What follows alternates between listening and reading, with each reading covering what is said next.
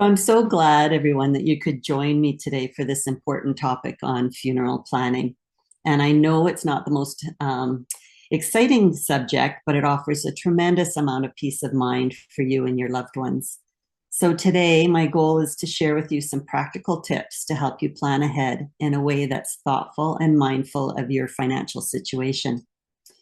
We're going to talk about the benefits of pre-planning and how choosing simpler services can save money and what the options are that are available to you. My goal is to take away your stress and the mystery of funeral planning so that you can make informed, meaningful decisions. So let's dive in. And I promise this will be lighter than you expect, and you'll leave with useful, actionable steps. You may or may not have heard about the Cooperative Memorial Society, but we're an organization that's right across Alberta now. And there are similar types of organizations in other parts of Canada and the US. Since our founding back in 1966, the CMS has quietly been making a profound difference for families across Alberta, helping them save over $20 million on funeral plans with locally owned funeral homes. Imagine the collective relief of countless families who were able to focus on honoring their loved ones without the looming stress of overwhelming costs. At the heart of the Cooperative Memorial Society is a commitment to serving Albertans by making funeral planning more accessible, more affordable, and ultimately more thoughtful. We believe that in moments of deep loss, financial worry should never be an additional burden. As a member-owned organization, we're driven by the needs of our members, not profit. We partner with trusted, locally owned funeral homes across the province to offer practical, cost-saving options that can ensure families are not only taken care of, but can breathe a little easier during an already difficult time. Our mission is simple, yet powerful. We aim to empower you with the tools and knowledge to make informed, confident decisions about end-of-life planning. Through our resources and educational workshops, we are there to guide you through each step, helping you plan with clarity and peace of mind.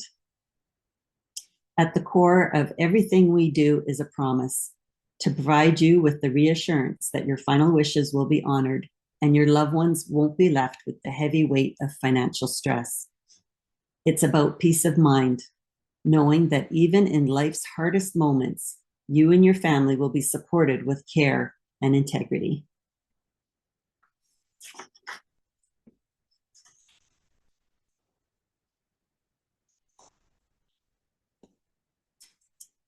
So why does budget-friendly funeral planning matter? As you may or may not already know, funerals are very expensive, with the average cost ranging between $8,000 and $15,000 and up. And I've heard of funerals that cost $125,000. There's often so much more that families could spend that money on. And it's difficult for them to put that money together on short notice. While none of us know exactly when our time will come, we do know that it will happen eventually. And that's why it's important to think about whether your family can afford this kind of cost on short notice, or if you have the funds ready for them to arrange for your funeral when the time comes. But here's the good news.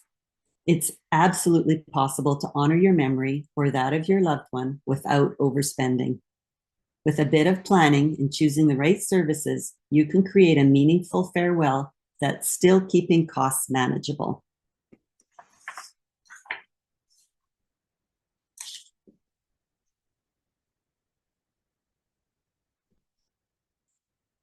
Let's start by understanding where the costs come from. So breaking down these components will help you identify areas where you might be able to save money.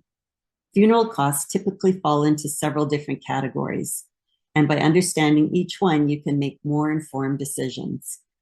So the first one is general service fees. These are the basic fees that cover essential services provided by the funeral home staff, and it includes things like consulting with the family to arrange the funeral, coordinating the service and handling the logistics, securing necessary permits and death certificates, and sheltering the remains.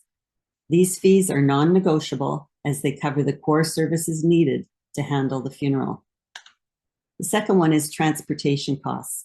And this fee covers moving the deceased from the place of death to the funeral home and then to the final resting place, whether that's a cemetery or crematorium. And these costs can vary based on where the pickup occurs, the distance traveled, the number of attendants needed, and the time of day. It also includes the use of vehicles like hearses and limousines to transport the family and the deceased to the service or the burial. The third one is the casket or urn costs. This is where costs can vary significantly. Caskets and urns come in a wide range of sizes and materials, from simple and affordable options to more elaborate, expensive ones. There's also cremation and burial fees. So if cremation is chosen, there may be additional fees for the cremation process itself and for the tray or box that's used. And for burials, you'll need to account for the cost of things like a grave liner and a burial vault, the opening and closing of the grave, and headstones and engraving. And some of these, and most of them, are not even covered under the funeral home plan because they're costs that are from the cemetery itself. So it might be something that if you go through a municipal cemetery there, or if it's a religious cemetery, they will levy these costs. The next one is embalming and preparation fees. If you're planning an open casket service, embalming may be required, and these fees cover that process, as well as additional preparation like dressing, casketing, cosmetic work, hairdressing, and that sort of thing. The next one is use of facilities and staff. These are fees associated with the use of the funeral home's facilities and staff for viewings, ceremonies, and memorial services. And it may also include fees for additional services such as hiring the clergy, musicians, pallbearers, or paying for other ceremonial aspects. And then there's additional services and fees that you might encounter, such as you want extra copies of a death certificate, flowers for the reception or the reception costs itself, printing materials like memorial cards and brochures, fees for writing and placing the obituary in the newspaper and online, and fees for after-death paperwork such as a statement of death, the documentation if the death is outside of Canada, or the CPP death benefit and other survivor benefits that might be available. What's important to remember is that all of these costs can vary depending on the funeral home, their location, and the specific arrangements that you make. So to avoid surprises, we always suggest that you ask for a detailed, itemized price list, and funeral homes have to give that to you. That's a regulation. And so they will provide you a written list of all the different costs up front. To help keep funeral costs manageable, there's some strategies that you should consider. And the first one is to plan ahead.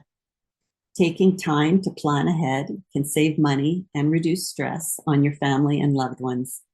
So consider your preferences and your budget and make arrangements in advance. And the more information you provide, the better.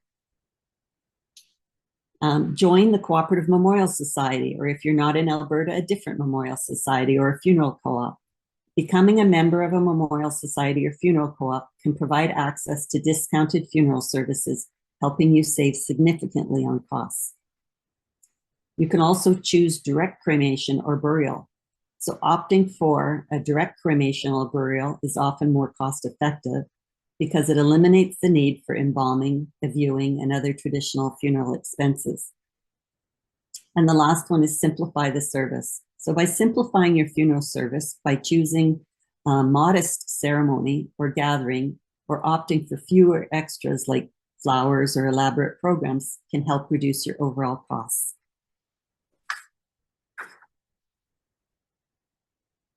So pre-planning and prepaying, what's the difference? And people often ask this question.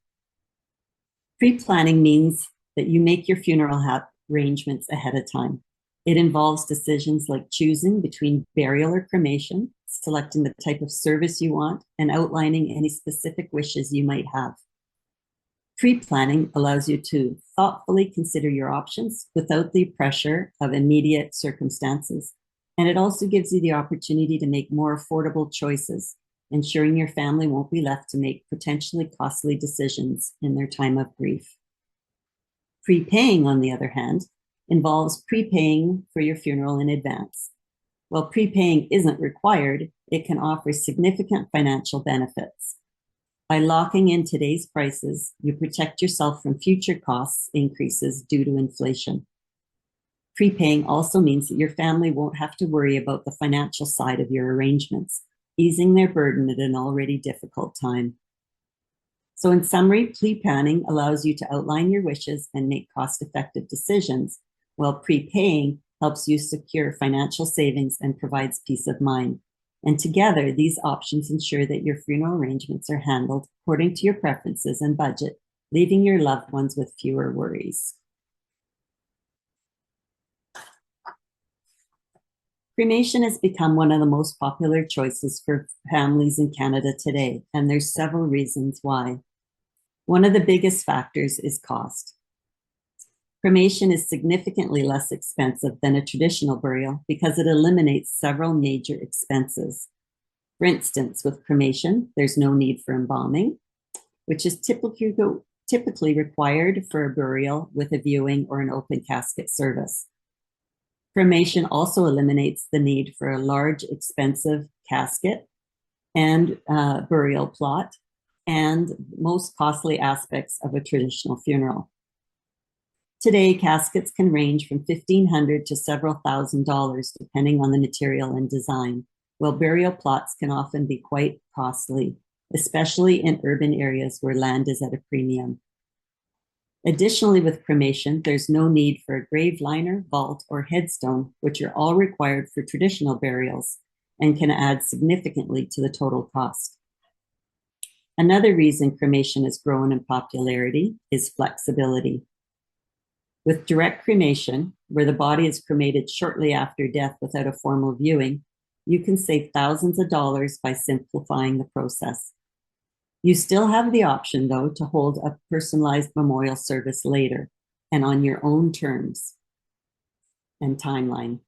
This can be done in a meaningful place like a family home or a park or even a body of water. And many people find comfort in being able to gather with loved ones when they're ready without the pressure of planning a service immediately after a loss. Cremation also appeals to those who are looking for more environmentally friendly options. By eliminating embalming chemicals and the need for a burial plot, it's seen as a more sustainable choice for many.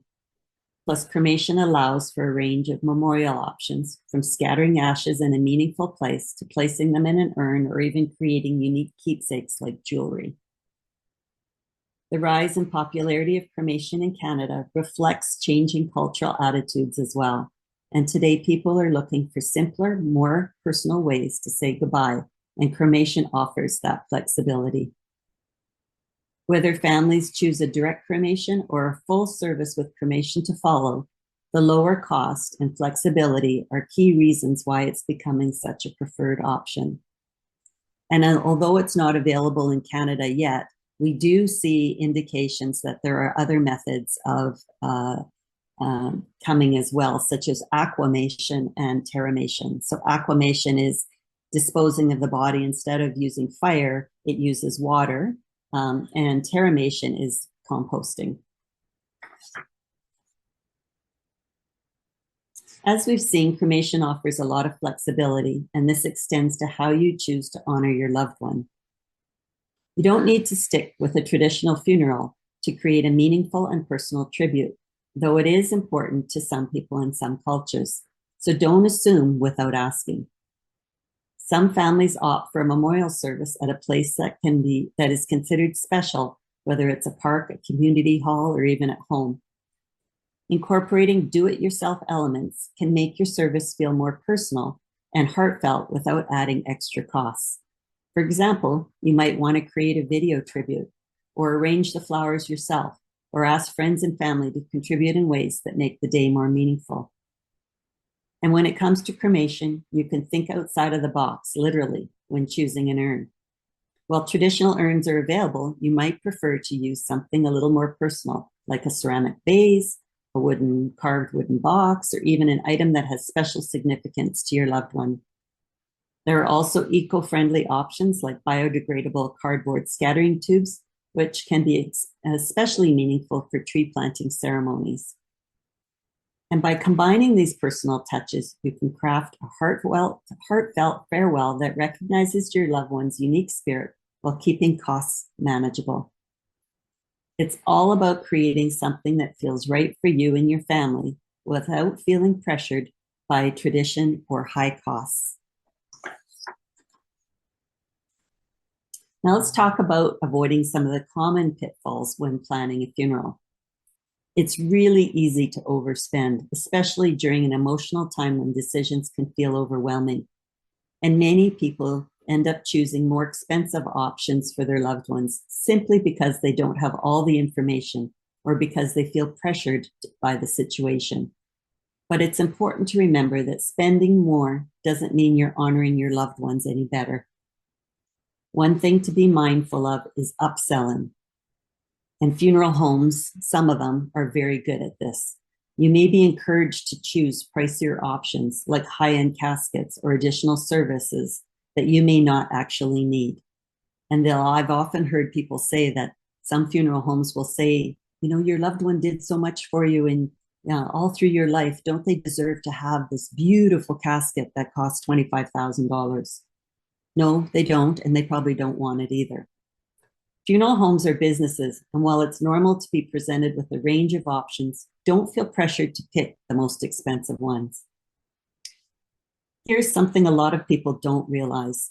In Alberta, legislation allows you to bring your own casket or urn if you want to shop elsewhere. This can be a great way to save money and still choose something that feels meaningful. So keep that in mind. And also, if you do, you will need to sign a waiver releasing the funeral home from any responsibility if the casket doesn't hold up. So do your homework when you're making your purchase. Also, there's certain specifications that the casket or urn must meet. So it's important to ask the funeral home for those details ahead of time before you start shopping. You'll also want to consider freight charges and your timelines. When planning, stick to your budget and focus on what feels right for your family. Ask for an itemized price list, take your time, and make decisions based on what truly matters, not on what's being sold to you. A meaningful farewell doesn't have to come with a pricey or a heavy price tag. There are several financial assistance options available in Canada that can help alleviate the costs of a funeral. And one of the most common is the Canada Pension Plan Death Benefit, a one-time payment of up to $2,500 that can be used to cover funeral expenses, provided the deceased had contributed to CPP during their career. In addition to the CPP benefit, there are specific programs for certain groups. Veterans Affairs Canada offers funeral and burial assistance for eligible veterans through its funeral and burial program, and this can help cover costs if the veteran meets the required conditions. Similarly, there are provincial programs that provide financial support for the families of first responders who have died in the line of duty. For those receiving disability benefits, Alberta's Assured Income for the Severely Handicapped, or AISH, also has coverage for funeral expenses. If the deceased was a recipient of AISH, their family may be eligible for assistance with funeral costs, which can help ease the financial burden during a difficult time. These benefits can make a significant difference and are worth exploring if you or your loved one qualifies.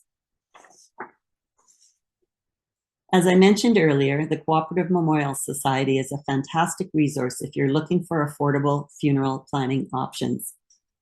On average, CMS members save around 60% on funeral plans, or about $3,500 on the cost of a basic cremation. That's a significant difference, especially when trying to keep costs manageable. The best part is it only costs $40 per person for a lifetime membership. And just keep in mind that that membership must be purchased before death occurs. So it's important to join ahead of time to take advantage of these savings. For more details, you can visit the CMS website at coopmemorial.org and explore how we can help you and your family plan affordably and with peace of mind. In closing, I want to leave you with the 5 immediate steps that you can take to ensure your wishes are honored and your loved ones are supported. First of all, start researching local funeral homes and consider joining the CMS for affordable options. You can go to funeral homes, you can ask them for their plans ahead of time. There's no commitment whatsoever, and they should give those to you. So compare prices, and then you can look at what the CMS plan offers, and you can choose one of the plans through them and their locally owned funeral homes, or you can choose to go with someone else. Discuss your wishes with your family and personal representative or executor to make sure everyone is clear on your wishes. And this is really important because if they don't know what you want, they can't make sure that those plans are put into place. Set a budget and identify funeral options that fit within your financial expectations.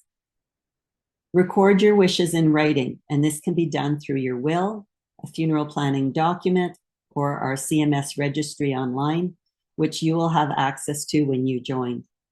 And most importantly, share your information with your personal representative and your family so they know exactly where to find your details when the time comes. By taking these steps now, you'll provide peace of mind for yourself and your loved ones, knowing everything is planned and your wishes will be respected.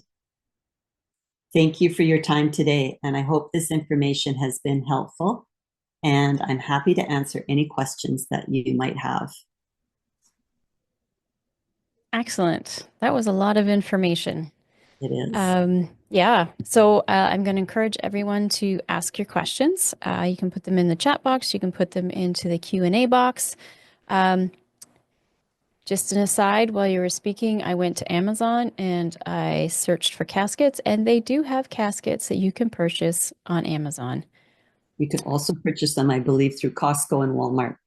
Nice. I think I knew about the Costco. I didn't know about Walmart. Yeah, Who knew? I know. Um, can we just quickly talk about the insurance we discussed last presentation about repatriation? Yes.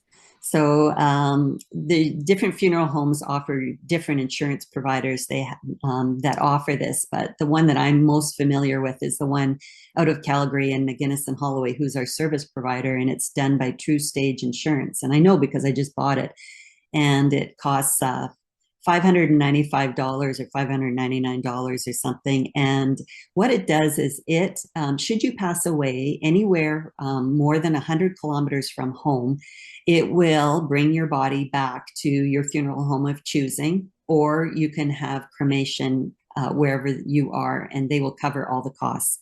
So not only do they bring your body back, but they would bring your partner back, or if you had dogs with you or your RV, I think they cover those costs as well.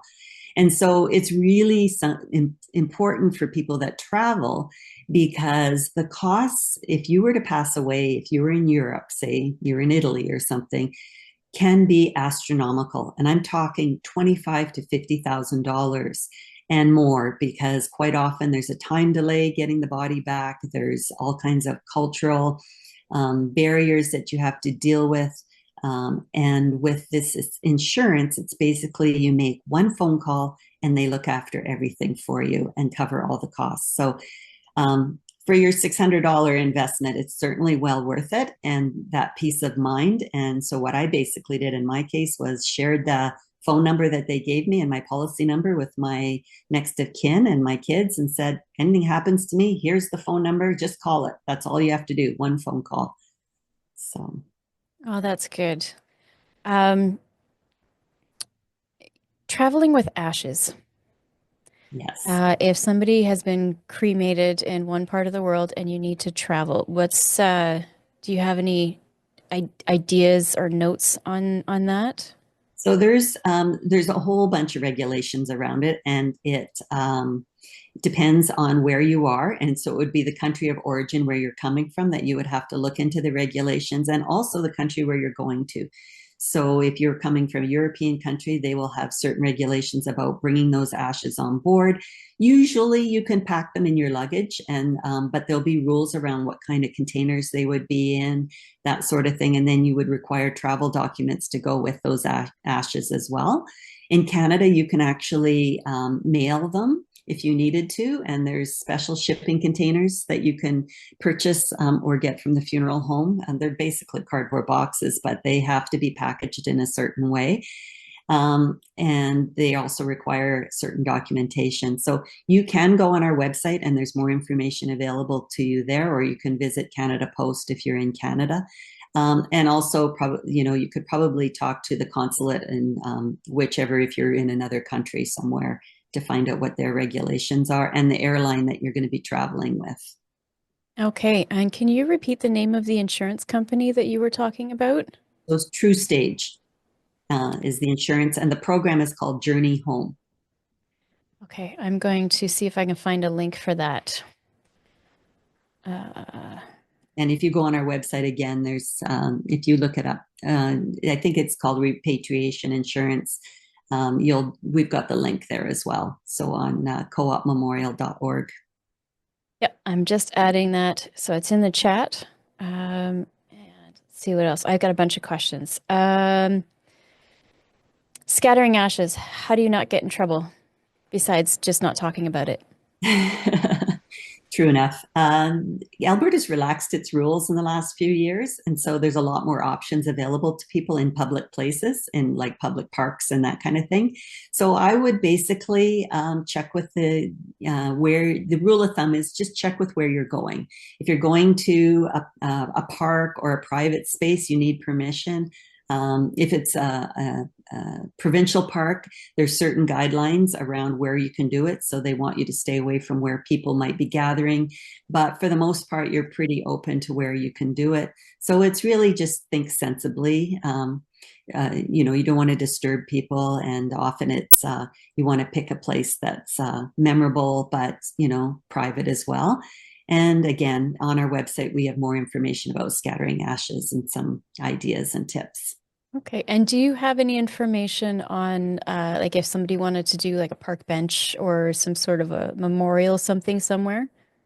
I don't have anything on park benches, but when I used to work for the city of Calgary, and the Parks Foundation does do memorial benches that they place around the city in Calgary. So what I would suggest is that you contact each municipality, talk to them about because most likely you're going to want it in a public place. But if it was, say, a golf course or something like that, you could talk to the golf course, and they'll often have options for memorializing within their own private locations. Okay. Turning yourself into a diamond. It can be done, apparently. Yes, I've heard this can be done. Do you guys know anything about that?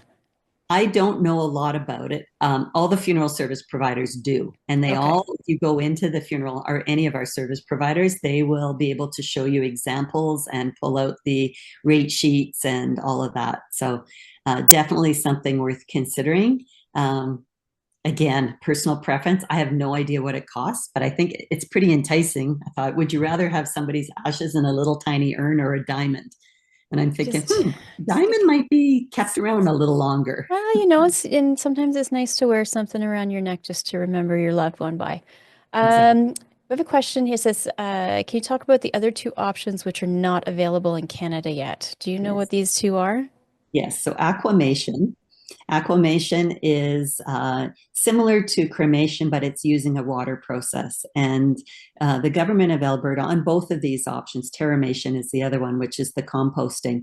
Both of those options are not available in Alberta. The government is it's a little slow in looking at it. I think, they're letting it play out in other places first before they commit. I know the funeral service providers are starting to prepare themselves for it.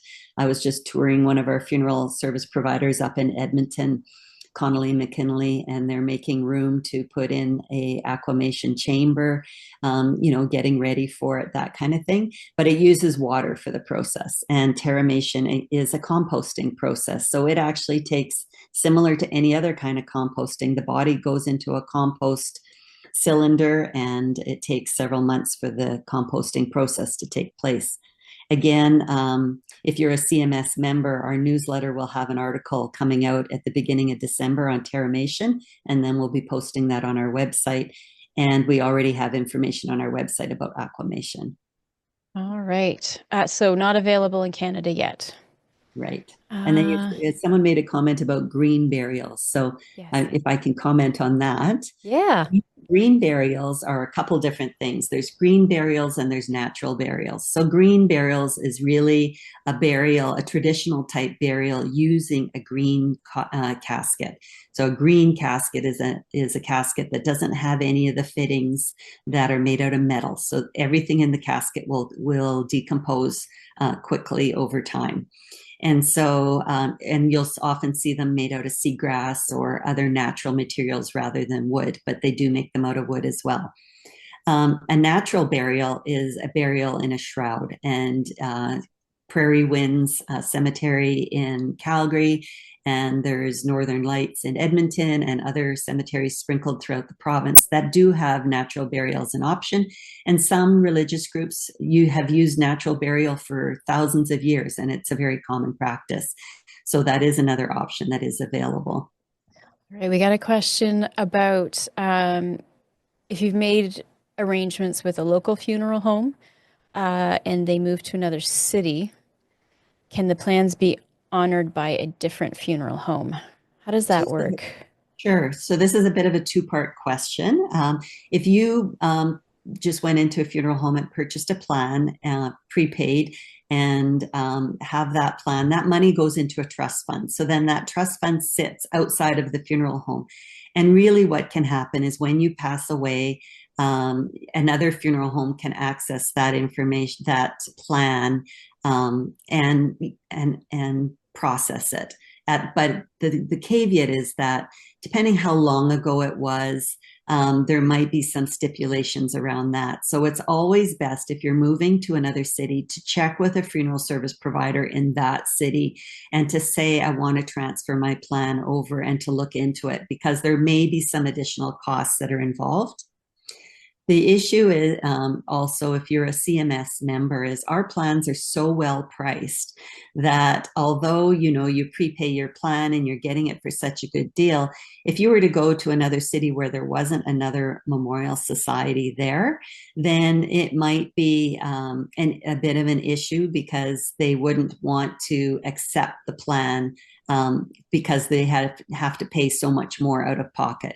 So again, if it can be transferred to another memorial society, we do transfers, and there are memorial societies in BC and other Canadian provinces as well. So that is something to look at. But we always say, just talk to a funeral service provider, talk to us, and we can help you make a decision on what works best for you. The other option is too, if you prepay your plan, you can always cash it in and buy a new plan somewhere else. Oh, okay. That's good to know. Uh, does a person need to contact a funeral home or can they contact a cremation place directly? They're similar. A cremation place basically is similar to a funeral home, but all they do is cremation. So, and they usually do very basic cremations. So I would say you can contact either one. Uh, you might want to look at, again, if you're in Alberta, check with our plans for the Cooperative Memorial Society because there is a considerable savings on a direct cremation plan through us.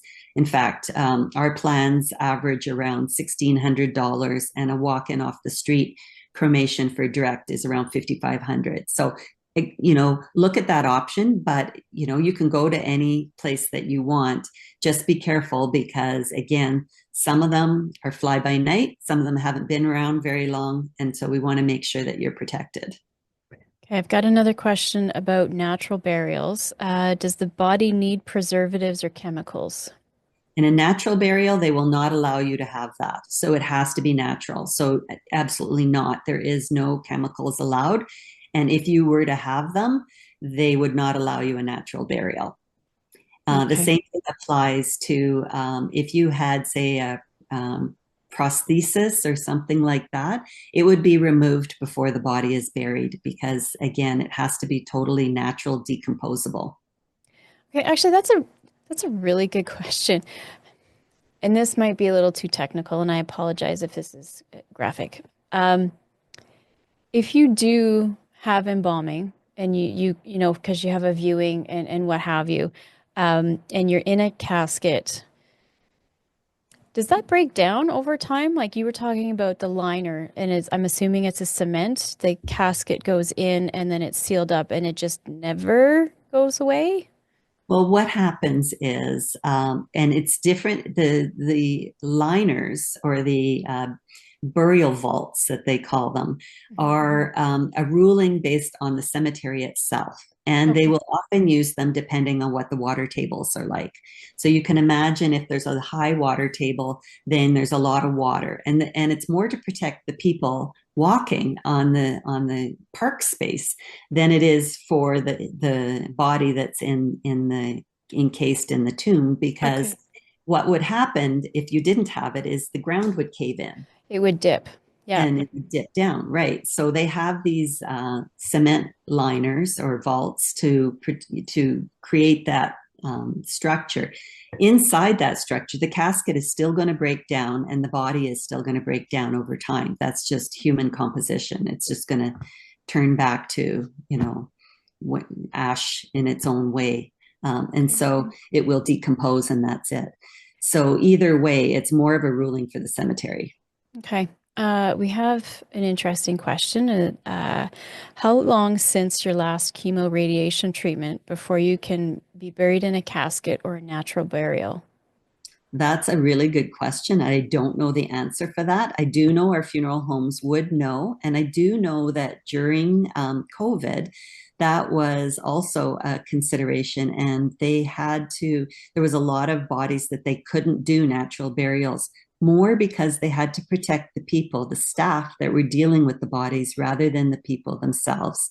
So, again, that ruling, I would defer to the funeral home to answer that question. Thank you for asking that question. That was a very good question.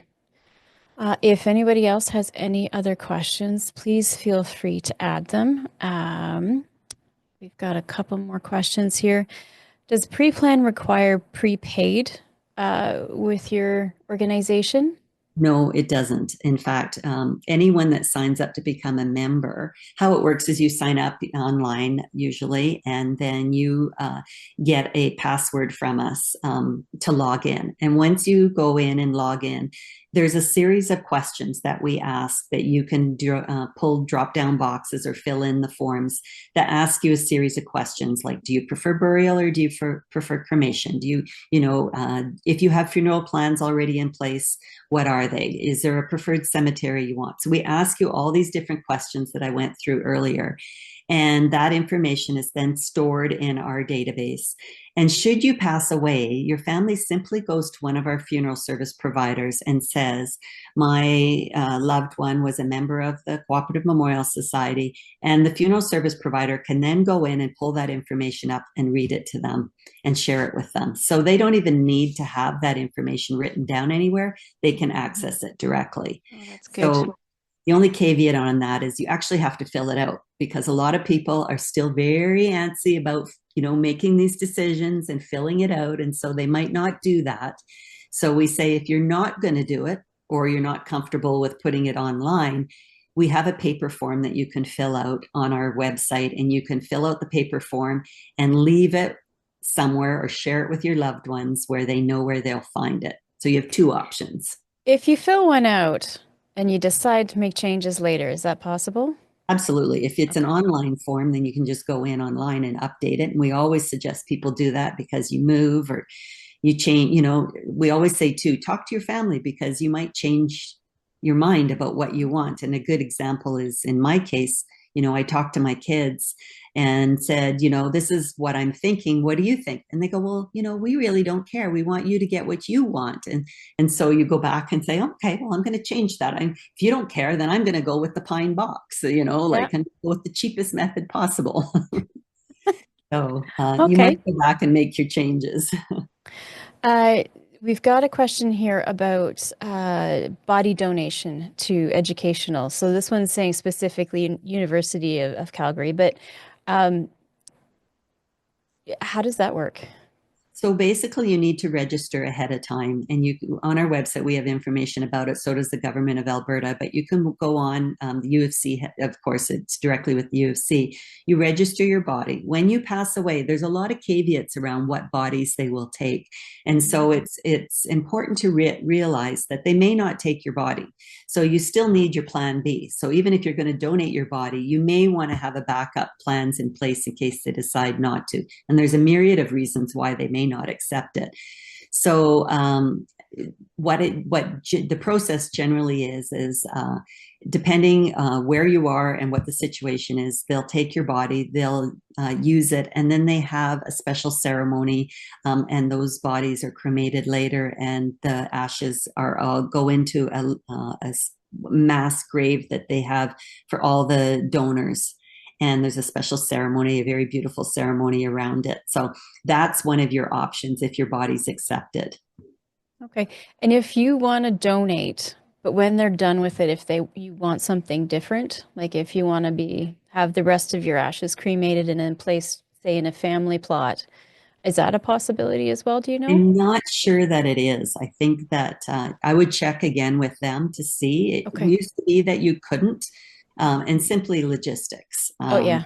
It would be very difficult and very expensive for them to have to manage each one individually.